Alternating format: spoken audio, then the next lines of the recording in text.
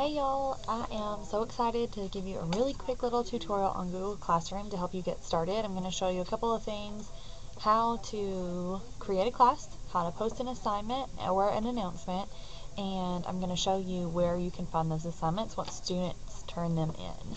So don't forget, call, email, tweet, whatever, email, whatever you want to do.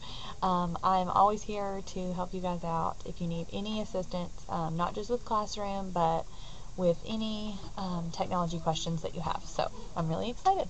Okay, the first thing that you're going to do to get to your Classroom from your Drive home screen is to click on the apps up here. You're going to click more and you're going to see the icon for Classroom. Go ahead and click there.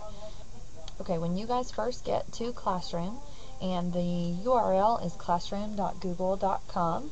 This is what you're going to see. You're going to see a chalkboard. Make sure that you define your role as a teacher and then click submit. The next screen that you're going to see is going to look similar to this one. And up here in the top right corner, you're going to see a plus sign. That's going to be to create your first class. Now once you are using this with your students, they're going to see the exact same screen, but instead of creating a class, they are going to click join a class. So this is going to be your home page. I'm going to go ahead and click on technology third period. This is my sample class. You're going to notice the home screen is very easy to use. It's very simple. There's not a whole lot going on. And your students are going to be under the Students tab. Now I have used Miss Hensley here as my sample student, and you're going to have two options to get your students in there. You can invite them, or you can give them the code. I would say in the older grade levels, it will probably be easier if you take that class code, you write it on a board up at the front of the room.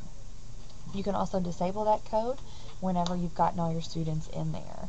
So once they're in, they're going to show up right here.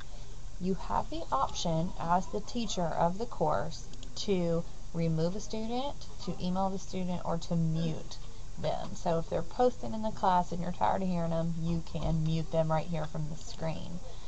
Also, you can control the whole list of students to where they can post and comment, where they can only comment, or where they can do neither of those. I'm going to go back to stream. This is going to be your home page. This is going to be a lot like their Facebook news feed for the classroom. And this is going to be how you create announcements and assignments. So I'm going to click on announcement first. The only difference between announcement and assignment is a due date. Okay? So an announcement is just going to post just like a status update would. You can add a link. You can add files from your Drive. You can add YouTube videos or URLs to videos, or just a hyperlink. Here you can toggle what classes are going to see that announcement. So if you have the same assignment or the same announcement to go to several classes, you can toggle those options right there. You can also delete it. I'm going to go to assignment. Here you're going to add the due date. Now once the due date has passed, it is going to show up that for you, so it's a great way to manage that late work, okay? Okay, from the student perspective, you're going to see the assignment. Now, the students are going to see an option to add a folder from Google Drive, link, upload file. They can also create any of the Google apps from right there inside the assignment. When they're finished, they're going to click Turn In.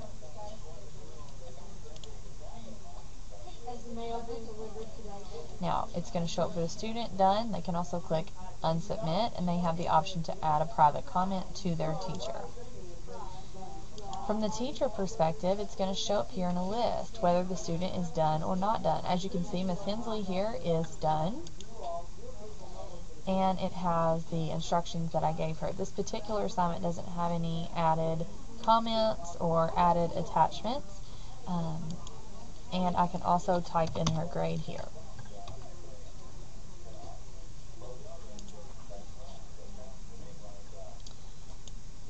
If I wanted to download the assignment to save or to email or for any reason, you can click to download there.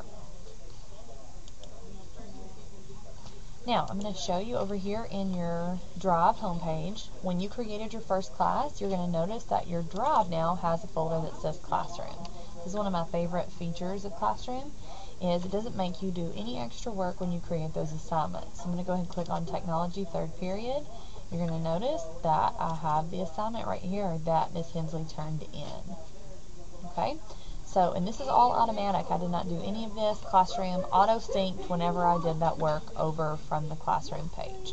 So if you have a student turn in work, you're going to see their name and the assignment that they turned in, and it's going to be in a nice list here.